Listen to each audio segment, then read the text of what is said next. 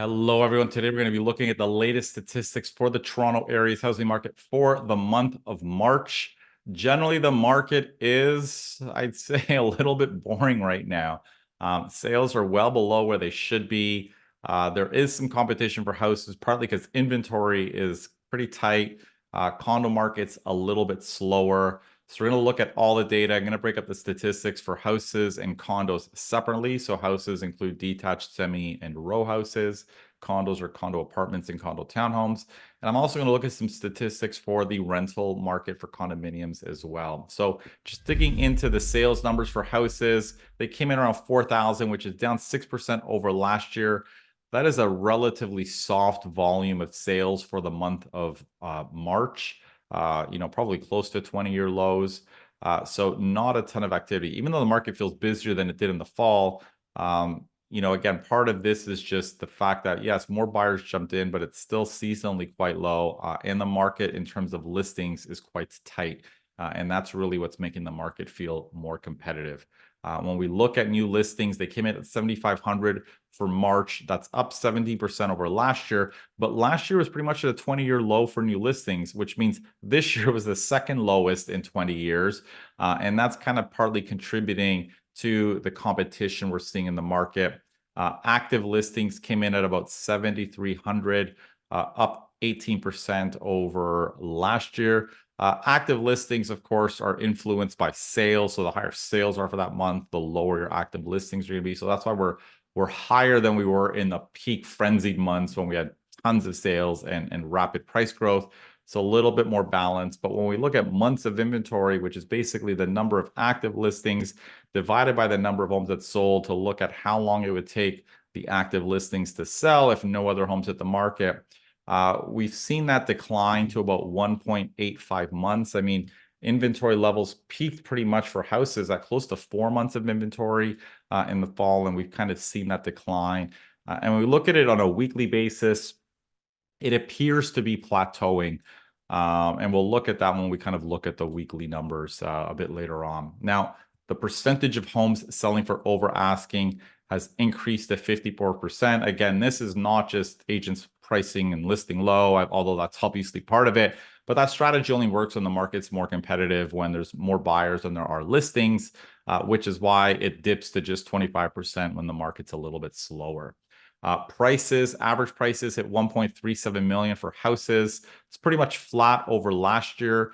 And it's worth noting that, as we move towards May and June, last year around this time, prices accelerated between March and June. I think probably close to about $100,000, which means if prices stay at this level where they are today, by the time we hit May and June, we're going to be talking about a year-over-year decline in prices. Now, assuming prices stay relatively flat, that's not a signal of the market declining because those price declines happened last year. But, we typically compare prices on a year-over-year basis. So if prices stay steady today, we'll have year-over-year declines by June. My instinct is we'll probably see that because I don't think prices are going to accelerate the way they did last year, partly because inventory, the market is a little bit more well-supplied compared to last year.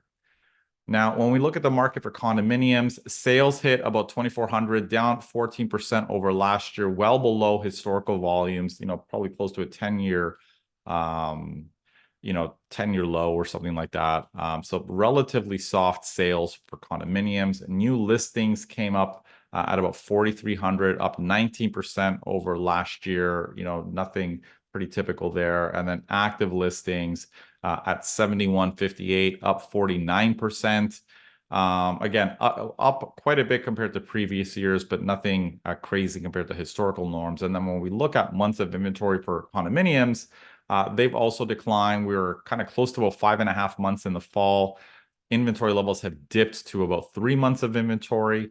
And it appears to be plateauing. The condo market's a little less competitive than houses, so 28% of condos selling for over asking, which is up from the fall. And prices as well hit 729, which is flat over last year. We again also saw a slight increase in prices last year as we moved to June. So we'll see again how the condo market responds, and if if prices remain flat, we're going to see a year-over-year decline in prices in June. because of that. Now, when we look at months of inventory on a weekly rolling basis, again, this kind of shows us how the market is adjusting in a little bit more real time. We can kind of see the market for condos and houses has largely plateaued. Houses at around 2 months of inventory, condos at 3 months of inventory. Again, that is, I'd say, a little bit more balanced than last year. Last year, condo hit about 1.5 months of inventory. Houses went down to close to 1 month of inventory. So the market was tighter, more competitive, which contributed to the price growth we saw in 2023. If inventory levels stay like this, we probably will not see that type of price growth, which is why I said I think we might see year-over-year declines in house prices as we move towards June. So quick look at the rental market. This is specifically for condominiums in the GTA. Leases where it came in about 5,300, up 8% over last year.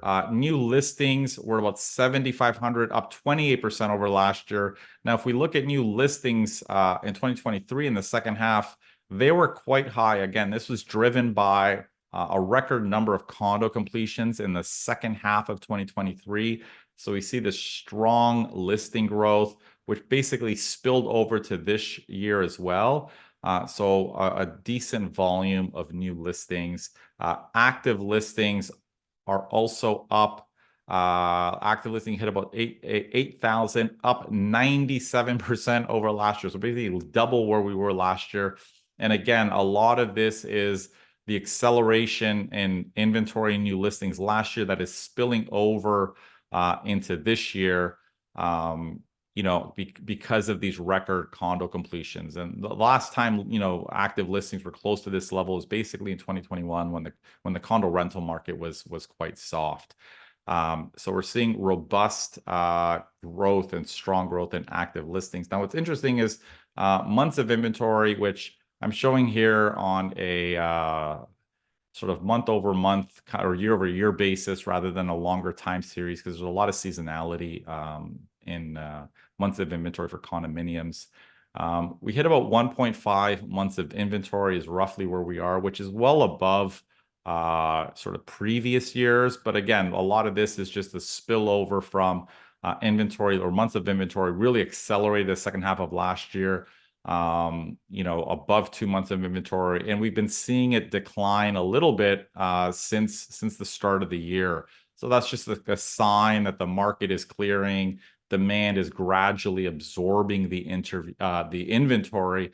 But what's interesting is when we look at prices, even this volume of inventory, which is basically kind of close to 2 months of inventory, is enough to lead to price declines. I mean, if we look at average prices for condominiums, they were about $2,740 in March, which is down close to 8% from the peak in August of 2023. Average rents in August peaked at about $3,000, so we're down about $260 a month since then. We're flat year over year, but again, we're down since August because the second half of the year kind of saw this surge in rental listings. So it's interesting to see that only 2 months of inventory can lead to decline. I think part of this is unlike houses where the owners are there, they're stubborn, prices can be sticky, and we might need a slightly higher month of inventory to see price declines. In the rental market, investors are probably more sensitive, more willing to drop the rents just to get a unit rented, especially these newer completions, because they know if average rents or market rents increase, these units are not rent controlled, so they can be increased, in the years ahead if the investors want to do that. So that's a quick look at the latest monthly stats. If you have any questions, please post them in the comments below. Otherwise, we'll see you next time.